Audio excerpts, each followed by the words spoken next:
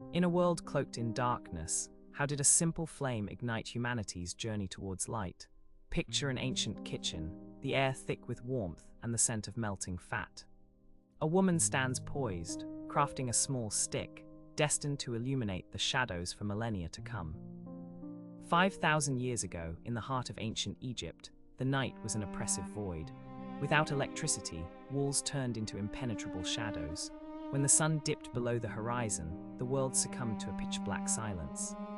Families gathered around their fires, the only source of warmth and safety, but these flames were anchored, unable to travel with them.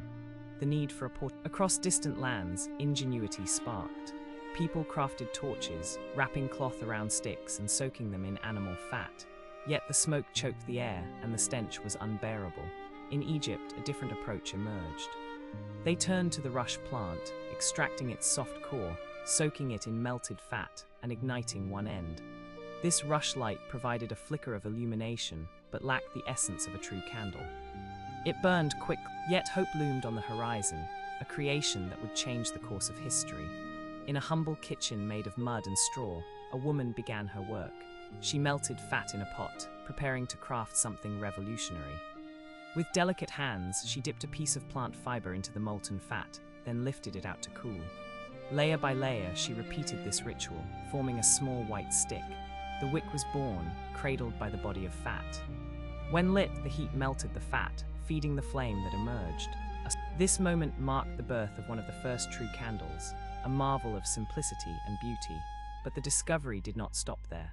Across the seas in China, artisans were also shaping candles from wax produced by insects, nestled within rolled rice paper tubes. In ancient India, the fruit of the cinnamon tree yielded a soft wax mixed with yak butter, creating gentle-smelling temple candles. Imagine a home filled with the warm scent of cinnamon, a sensory delight thousands of years ago. In Japan, tree nuts provided the wax, while Romans rolled papyrus paper, repeatedly dipping it in melted animal fat or beeswax. The variations were endless, yet they all shared a common goal: to push back the darkness. Cultures, separated by vast distances, were connected by the quest for light. From the very first flame, candles became more than mere tools. They transformed into symbols of hope, faith, and resilience, illuminating the path for generations to come. They saw something more, something sacred, something that connected them to the divine. Why did a small flame become holy? The flame is warm, alive. It reaches upward, yearning for the sky. To the ancient mind, fire felt like a fragment of the sun brought to earth. People lit candles in temples to honor the gods, to remember the dead, to celebrate the birth of a child, and to mourn the passing of a soul. In 165 years before Christ, a small group of Jewish fighters reclaimed their holy temple, determined to relight the sacred lamp inside. But they discovered they had only enough oil for a single day. Yet miraculously, the oil burned for 8 days. 8 days of light, 8 days of hope. This miracle gave birth to Hanukkah, a festival where families light a menorah, 1 candle on the first night, 2 on the second, until they reach 8. A small light against vast darkness. This memory has. In Christian churches, candles symbolize Jesus, the light of the world. During Diwali, Hindu homes glow with hundreds of small lamps lining walls and streets. In Buddhist temples, monks ignite flames before meditation. Across the globe, in every faith, the candle conveys a sacred moment. It whispers, "This world is holy." Now we move forward in time to Europe in the Middle Ages. Most people relied on candles made from tallow, a simple term for animal fat sourced from cows and sheep. Tallow was cheap and ubiquitous, found in nearly every home, but it had a significant flaw: the smell was unbearable. Lighting a tallow candle filled the room with the odor of burning meat. Smoke blackened the walls and strung the eyes.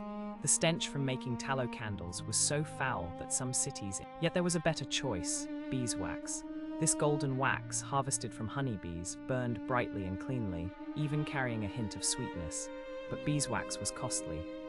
Crafting a single beeswax candle required thousands of bees working tirelessly all summer long. Thus, beeswax candles were reserved for the wealthy, for royalty and grand churches. Enter a poor home in the year 1200, and the air is heavy with the scent of burning fat. The light is weak and yellow, the walls darkened with soot. Step into a grand cathedral, and the air is filled with the aroma of honey. The light shines tall, white, and golden, illuminating the splendid walls. Two worlds, one flame, marked by their By the year 1200, candle making had evolved into a legitimate trade. In France and England, candle makers were known as chandlers, organized into guilds, clubs for skilled workers.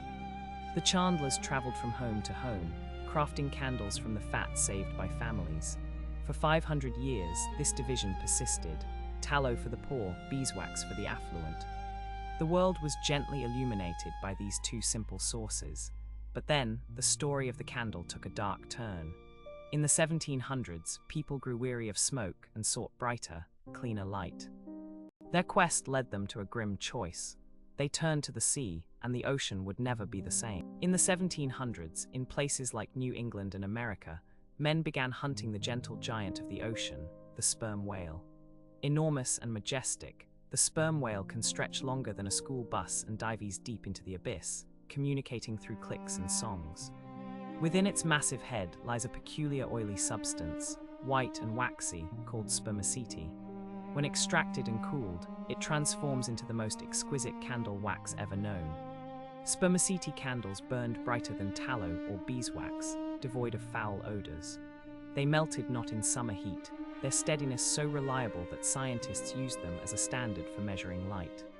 The first official measurement of brightness was termed candle power, based on a singular, pure spermaceti candle. The affluent and middle class celebrated these candles as symbols of progress and modernity. Yet this advancement came at a horrific cost. To obtain the wax, men hunted the whales, killing them by the thousands. One sperm whale could yield over 500 gallons of precious spermaceti, prompting ships to venture forth, harpoons in hand, spending months or even years. The ocean holds its breath, silence spreading like a shadow. Whole populations of sperm whales vanish into the deep. Once plentiful, their haunting songs fade. The vast waters, once alive with their presence, become eerily still. Desperation grips the sea as the whale's absence echoes in the hearts of those who once listened. Hope dwindles in the depths. Search teams scour the horizon, hoping to find a trace of the giants. Stories of their grace haunt the memories of sailors. The ocean, now a ghost of its former self, whispers secrets. Though unseen, the legacy of the sperm whales lingers on. Desolation stretches across the waves, as if mourning the loss. The ocean's mystery deepens with every passing tide. Animals that had lived peacefully for millions of years now met their end, hunted for a simple candle, an object that illuminated dinner tables, guiding hands through the pages of books at night. This is a part of the story we must confront.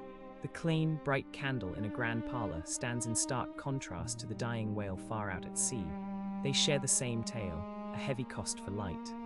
But the narrative does not linger in the dark depths of the ocean.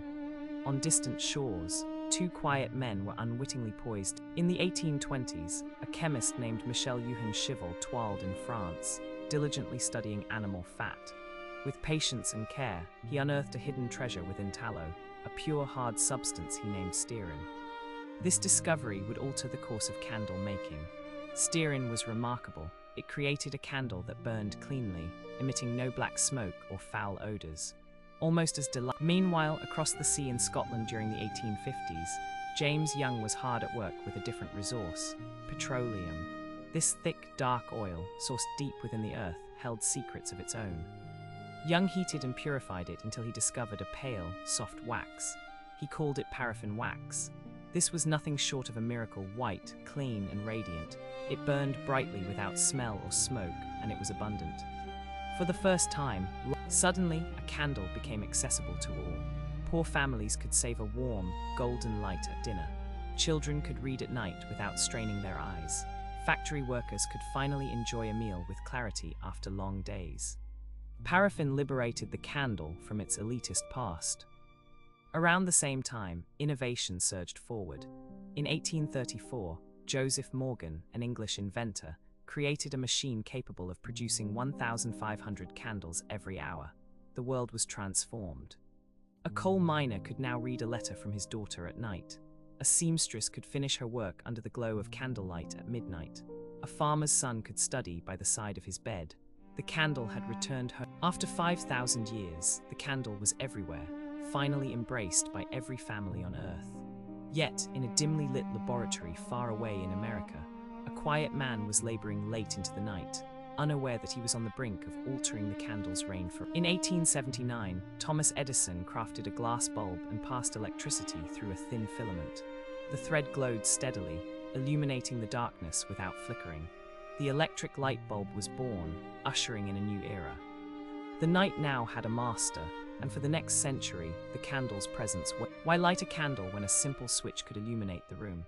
Why contend with smoke and fire when electric light promised safety and cleanliness? By the middle of the 20th century, homes were filled with electric light, and candles faded into memory. They became relics for special occasions, birthday cakes, power outages, romantic dinners, and yet the long history of the candle was not finished. In the 1980s, a resurgence began. People turned to candles not for necessity, but for something deeper. The world was speeding up, with bright offices and screens dominating life. A yearning for slowness emerged, and homes sought warmth, calm. In this bustling, bright world, the gentle flicker of a candle became precious, almost sacred. Candles re-emerged, now made from soy wax, coconut wax, and beeswax, infused with scents of lavender, vanilla, sandalwood, and sea salt. Today, the candle industry thrives, worth over $13 billion, more than ever before. Imagine that the candle, a cherished object, is more popular now than in its entire 5,000-year history. Yet its purpose has shifted. No longer do we light candles merely to see. We light them to feel, to breathe, and to remember our existence. We've journeyed far tonight, from a woman in ancient Egypt dipping wicks in fat to the majestic whales of the sea. We traversed through the bright machines of the modern era, arriving in your home, where your lamp glows and perhaps a candle flickers nearby. The story of the candle transcends wax and light.